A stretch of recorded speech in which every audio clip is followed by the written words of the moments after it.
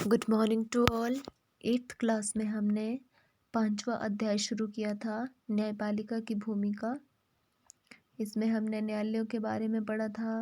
भारत में न्यायपालिका की संरचना कैसी है, न्यायपालिका कैसे काम करती है, इसके कार्य क्या क्या हैं और कितने हाई कोर्ट्स हैं।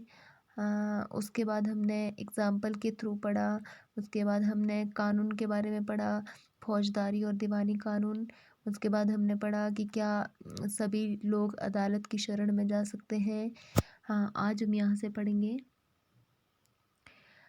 इसी बात को ध्यान में रखते हुए 1980 के दशक में सर्वोच्च न्यायालय ने जनहित याचिका PIL की व्यवस्था विकसित की थी। इस तरह सर्वोच्च न्यायालय ने न्याय तक ज़्यादा से ज़्यादा लोगों की पहुंच स्थापित करने के लिए प्रयास किया है। न्यायालय ने किसी भी व्यक्ति या संस्था को ऐसे लोगों की ओर से जनहित याचिका दायर करने का अधिकार दिया है जिनके अधिकारों का उल्लंघन हो रहा है। यह याचिका उच्च न्यायालय या सर्वोच्च न्यायालय में दायर की जा सकती है। PIL मैंने आपको पिछले साल भी शायद बताया था, नहीं बताया होगा तो आपको इसकी फुल फॉर्म लिखनी है, पब्लिक इंटरेस्ट लिटिगेशन, जिसमें कि आप अपनी जनहित, लोगों के हित में, अपने हित में याचिका दायर कर सकते हैं। वो उच्च न्यायालय में हो सकती हैं, वो सर्वोच्च न्यायालय यानी हाई कोर्ट और सुप्रीम कोर्ट दोनों में की जा सकती हैं। न्यायालय ने कानूनी प्रक्रिया को बेहद सरल बना दिया है। अब सर्वोच्च न्यायालय या उच्च न्यायालय के नाम भेजे गए पत्र या तार को भी जनहित याचिका माना जा सकता है। शुरुआती सालों में जनहित याचिका के माध्यम से बहुत सारे मुद्दों पर लोगों को न्याय दिलाया गया था। बंधुआ मजदूरों को अमानवीय श्रम से मुक्ति दिलाने और बिहार में सजा काटने के बाद भी रिहा किए गए कैदियों को रिहा करवाने के लिए जनहित याचिका का ही इस्तेमाल किया गया था। क्या आप जानते हैं कि सरकारी और सरकारी सहायता प्राप्त स्कूलों में बच्चों का दोपहर का जो भोजन मिड डे मील दिया जाता है, उसकी व्यवस्था भी एक जनहित याचिका के फलस्वरूप ही हुई थी।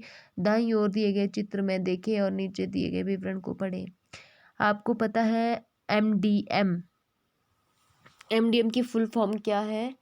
आपको मुझे बतानी है, आपको खुद बतानी है, क्योंकि आप इतने टाइम से MDM का खाना खा रहे हैं, इतना पता आपको होगा।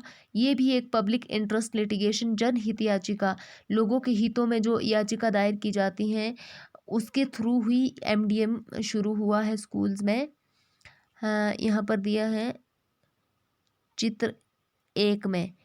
वर्ष 2001 में राजस्थान और उड़ीसा में पड़े सूखे की वजह से लाखों लोगों को के सामने भोजन का भारी अभाव पैदा हो गया था। आपको यहाँ पर दिखाया है चित्र नंबर 1। देखो यहाँ पर कितना सूखा पड़ा है। चित्र 2 में है, सरकारी गोदाम अनाज से भरे पड़े थे, बहुत सारा गेहूं चूहों की भेंट चढ़ गया था। देखिए यहाँ पर सूखा पड़ा है, लेकिन यहाँ पे क्या होता है, बहुत सारे गोदाम हैं लेकिन चूहे लगे हैं। चित्र 3 में है, इस स्थिति को देखते हुए people's union for civil services civil liberties नामक एक संगठन ने सर्वोच्च न्यायालय में जनहित याचिका दायर की। याचिका में कहा गया था कि संविधान के अनुच्छेद 21 में दिए गए जीवन के मौलिक अधिकार, मैंने आपको बताया था आर्टिकल 21 में हमारा लाइफ का जो राइट है, जीवन का मौलिक अधिकार है, में भोजन का अधिकार भी शामिल किया गया है। राज्य की इस दलील को भी गलत साबित कर दिया गया कि उसके पास संसाधन नहीं है। इसका आधार यह था कि सरकारी गोदाम अनाज से भरे हुए थे। तब सर्वोच्च न्यायालय ने आदेश दिया कि सबको भोजन उपलब्ध कराना राज्य का दायित्व है। चित्र नंबर 4 में दिया है, लिहाजा सर्वोच्च न्यायालय ने सरकार को आदेश दिया कि वो नए रोजगार पैदा करे, राशन की सरकारी दुकानों के जरिए सस्ती दर पर भोजन उपलब्ध कराएं और बच्चों को स्कूल में दोपहर का भोजन दिया जाए।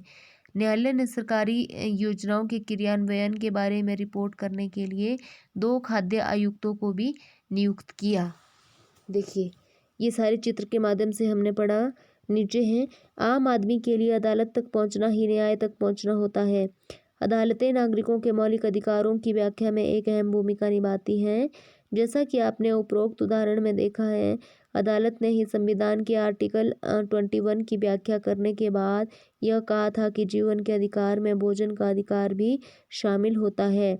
इसलिए अदालत ने राज्यों को आदेश दिया कि वो दोपहर के भोजन की योजना, मिड डे मील सहित सभी लोगों को भोजन मुहैया करवाने के लिए आवश्यक कदम उठाएं।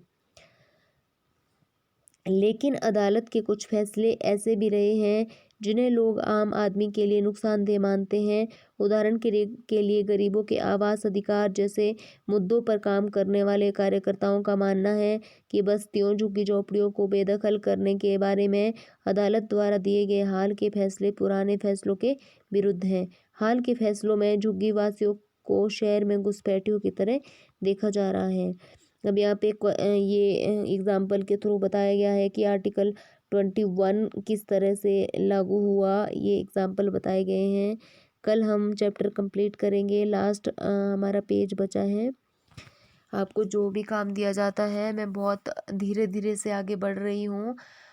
तो अगर आप लोग सब अच्छे से सिंसियरली करेंगे तो ये आपके लिए बहुत फ़ायदेमंद होगा। आज के लिए बस इतना ही। धन्यवाद।